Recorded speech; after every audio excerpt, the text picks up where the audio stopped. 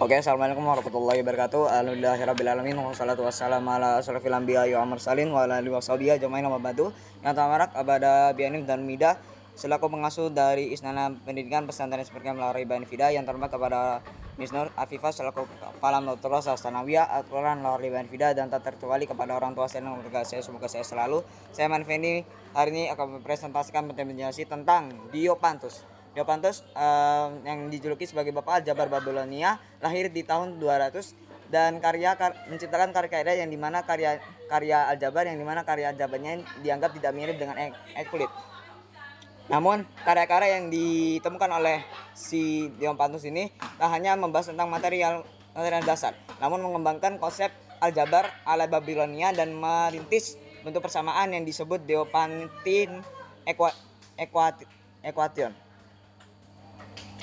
Namun tidak ada catatan terperinci tentang hidupnya. Namun dari hasil penyelidikan sejarah bahwa Diopantus merupakan matematikawan Yunani yang bermukim di Alexandria dan meninggalkan problem dalam Palatin antologi yang ditulisnya saat beliau wafat.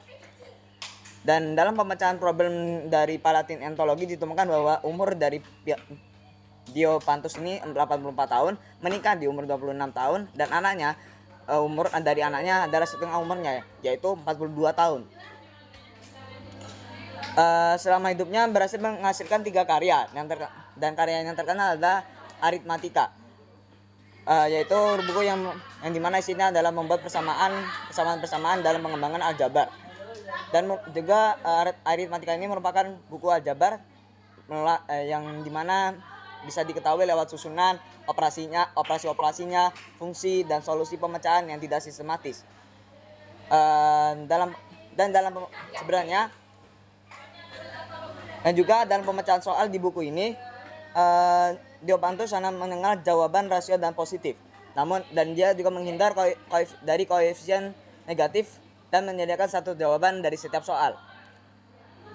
Dan buku Aritmatika ini terdiri dari 13 buku namun hanya 6 buku yang dapat dibaca, sedangkan sisanya terbakar saat kebakaran yang terjadi di perpustakaan di Iskandaria.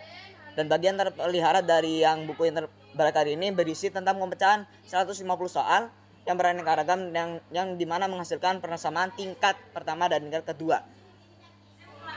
Sekian dari saya, bila ada salah kata maupun ada kata yang kurang berkenan mohon dimaafkan. Wassalamualaikum warahmatullahi wabarakatuh.